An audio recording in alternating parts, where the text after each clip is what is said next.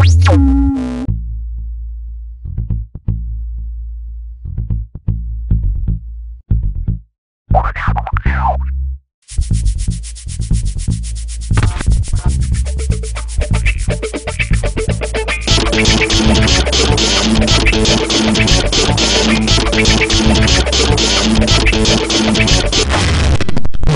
we're driving around Pasadena now, looking for places we could bring the tour company. We went to the Intelligentsia Cafe and also Barney's Beanery. Both have ghost stories associated with them, and I bet there's a lot more. If you know anything, let us know. We're approaching the Colorado Street Bridge now, which I've mentioned in the past as being Pasadena's suicide bridge, and there seems to be some activity going on.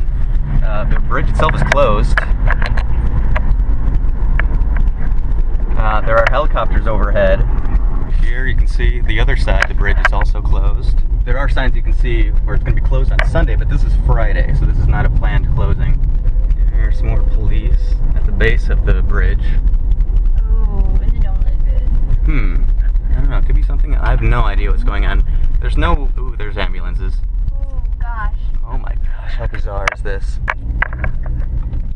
So we're here at Devil's Gate Reservoir, and before I really get into the whole history and what makes this place interesting, I do find it bizarre and interesting, much like Partrick Road out in Napa Valley, that these places that have a big mysterious past and where people have seen strange creatures and all this, there's a government facility behind it. It just can only add to the conspiracy theories that start to describe or explain these mysteries.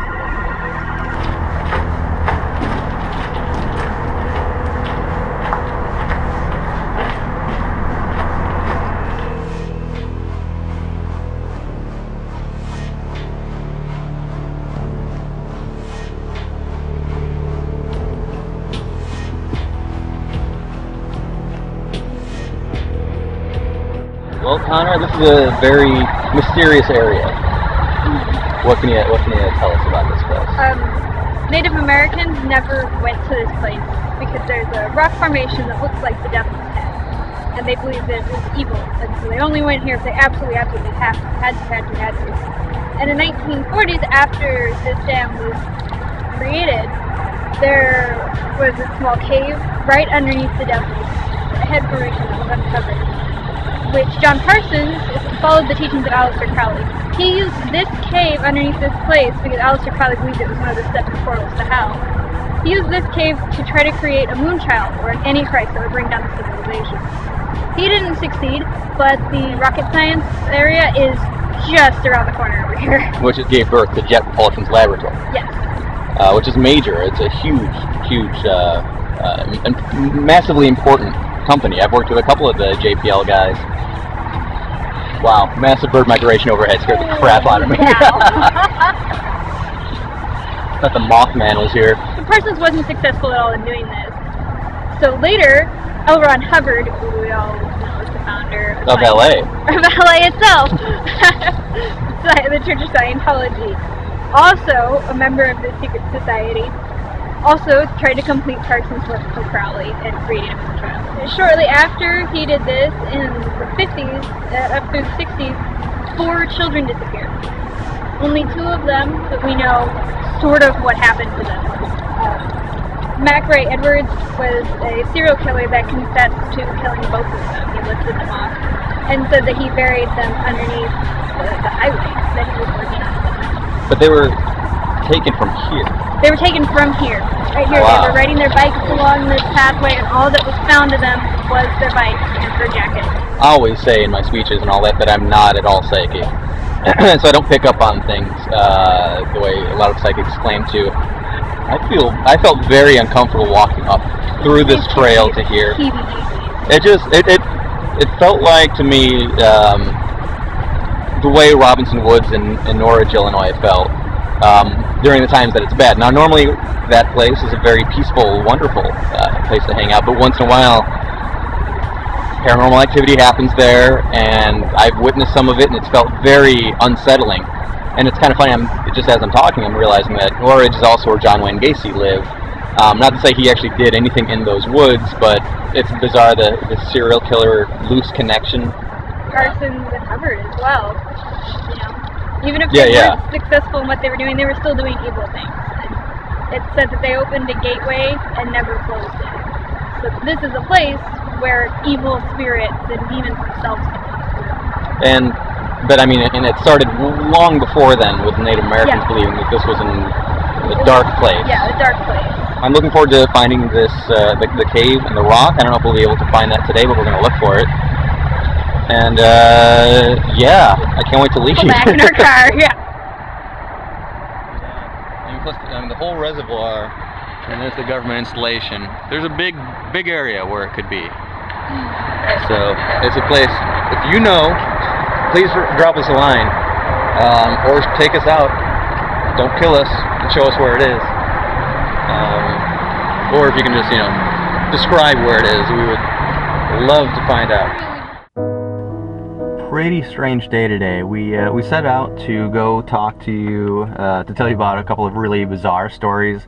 The Devil's Reservoir, Devil's Dam, all that area, which has really got an interesting and bizarre history.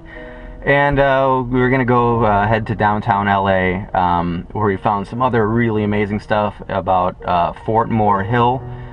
We'll save it for another day, but on the drive we ended up hearing for sure that somebody did commit suicide today at the Colorado Street Bridge in Pasadena. So kind of, you know what we're doing, telling these stories, talking about folklore. Frequently we're talking about people that have passed away, and that you can never lose sight of that. History is reality. Ghost stories, of course, touch on death all the time. These are real people that we're talking about that have passed away. And the Pasadena Suicide Bridge, as it's called, is a place where, much like the Golden Gate Bridge, and there are many other places around the world that are common sites of tragedy. And you may have even heard some, I don't know, like adventure or excitement in our voices when we were first pulling up to the bridge and seeing emergency vehicles. I didn't think that there was any possibility. I thought it was a bizarre, eerie scene, but no way that there was actually something that happened today. So it was pretty shaking to see that somebody actually did die there today. Police arrived moments before we did. The call that went in to police happened while we were getting coffee, which is where we went immediately before going to the bridge, which is just 2 miles away. Most of the deaths there happened during the Great Depression, and really, I'll post a link to a video I've already done on the Suicide Bridge. Today was not supposed to really be about that site. We're very excited to learn more about Pasadena itself, downtown Pasadena, Old Town Pasadena, and we've met a couple of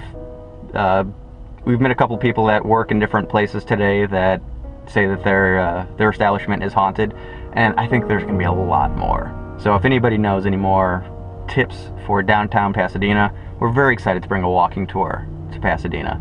Anyway, so we're kind of packing it up for the day. We will have more videos about haunted LA, but the tours and my personal research, they don't go anywhere without your help. I go out as much as I can, I try to dig up what I can, but nothing is as valuable as having you guys reach out to me. So please leave comments down here below, and my website is whatsyourghoststory.com, and we'll see you out on the road.